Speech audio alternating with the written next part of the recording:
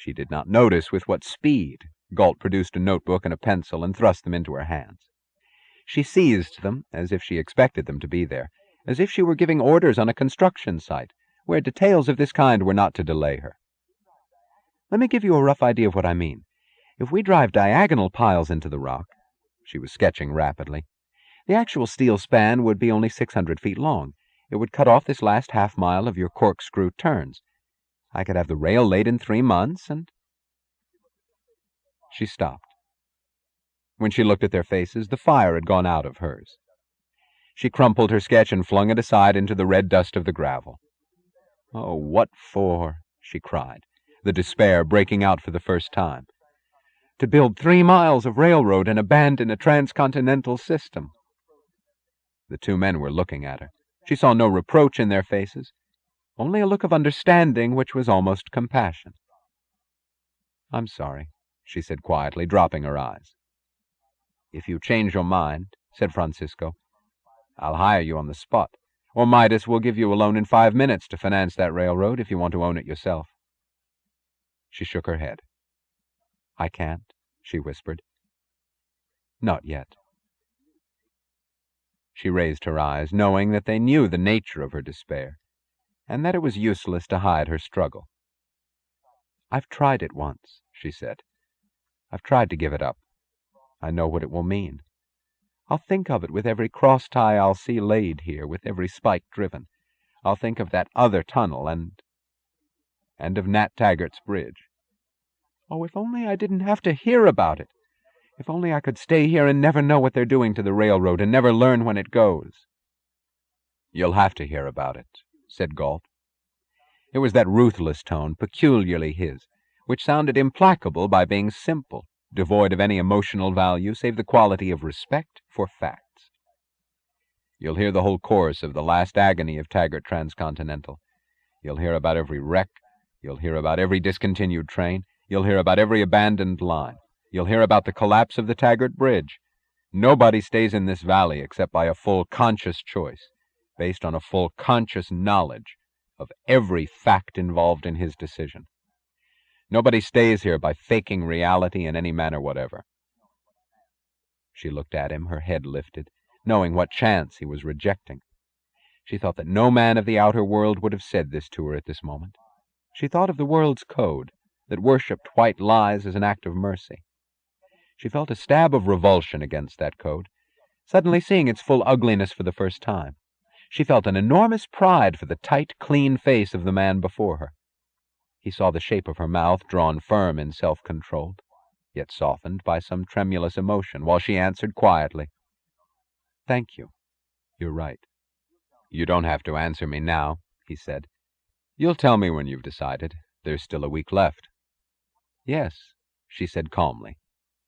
"Just 1 more week." He turned, picked up her crumpled sketch, folded it neatly, and slipped it into his pocket. "Dagny," said Francisco, "when you weigh your decision, consider the first time you quit if you wish, but consider everything about it. In this valley you won't have to torture yourself by shingling roofs and building paths that lead nowhere." "Tell me," she asked suddenly, "how did you find out where I was that time?" He smiled. "It was John who told me. The destroyer, remember? You wondered why the destroyer had not sent anyone after you? But he had. It was he who sent me there." "He sent you?" "Yes." "What did he say to you?" "Nothing much. Why?" "What did he say? Do you remember the exact words?" "Yes, I do remember. He said, 'If you want your chance, take it. You've earned it.' I remember because—" He turned to Galt with the untroubled frown of a slight casual puzzle. "John, I never quite understood why you said it." "Why that?" "Why, my chance." "Do you mind if I don't answer you now?" "No, but—" Someone hailed him from the ledges of the mine, and he went off swiftly, as if the subject required no further attention. She was conscious of the long span of moments she took while turning her head to Galt. She knew that she would find him looking at her. She could read nothing in his eyes except a hint of derision, as if he knew what answer she was seeking and that she would not find it in his face. "You gave him a chance that you wanted?" I could have no chance till he'd had every chance possible to him. How did you know what he had earned?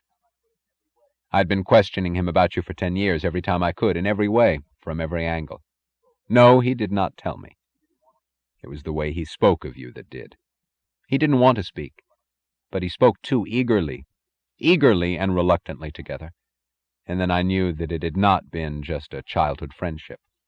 I knew how much he had given up for the strike, and how desperately he hadn't given it up forever. I was merely questioning him about one of our most important future strikers, as I questioned him about many others. The hint of derision remained in his eyes. He knew that she had wanted to hear this, but that this was not the answer to the one question she feared. She looked from his face to Francisco's approaching figure, not hiding from herself any longer that her sudden, heavy, desolate anxiety was the fear that Galt might throw the three of them into the hopeless waste of self-sacrifice. Francisco approached, looking at her thoughtfully, as if weighing some question of his own, but some question that gave a sparkle of reckless gaiety to his eyes. "Dagny, there's only 1 week left," he said. "If you decide to go back, it will be the last for a long time." There was no reproach and no sadness in his voice, only some softened quality as sole evidence of emotion. "If you leave now, oh yes, you'll still come back, but it won't be soon. And in a few months, I'll come to live here permanently, so if you go, I won't see you again, perhaps for years. I'd like you to spend this last week with me. I'd like you to move to my house, as my guest, nothing else, for no reason, except that I'd like you to." He said it simply, as if nothing were or could be hidden among the three of them.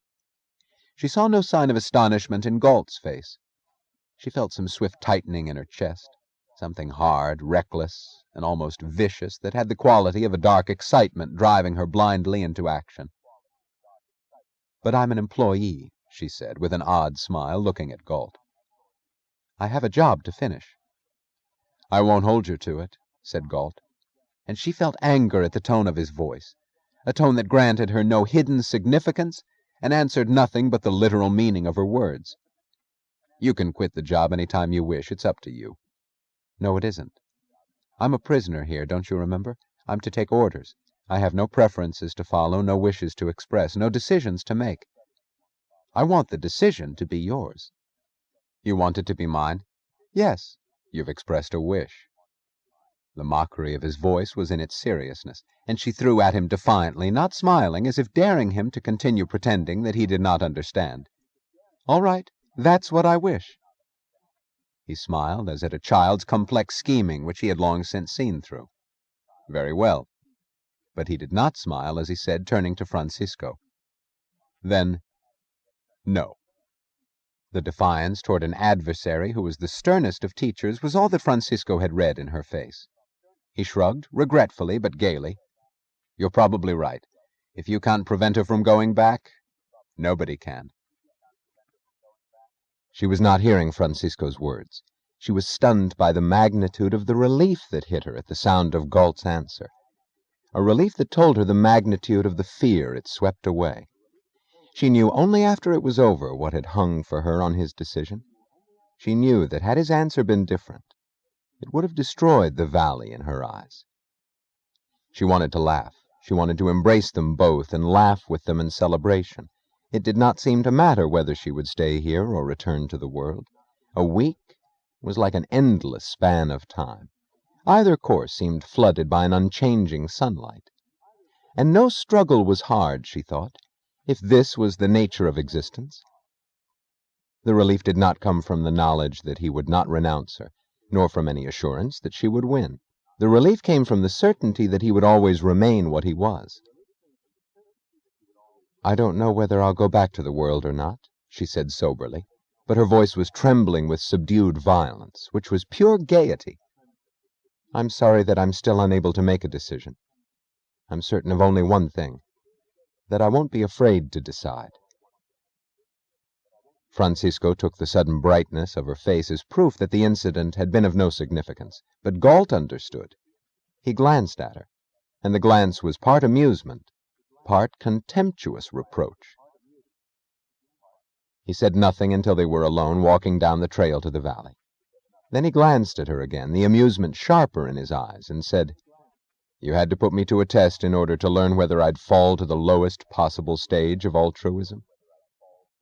She did not answer, but looked at him in open, undefensive admission. He chuckled and looked away, and a few steps later said slowly, in the tone of a quotation, "Nobody stays here by faking reality, in any manner whatever."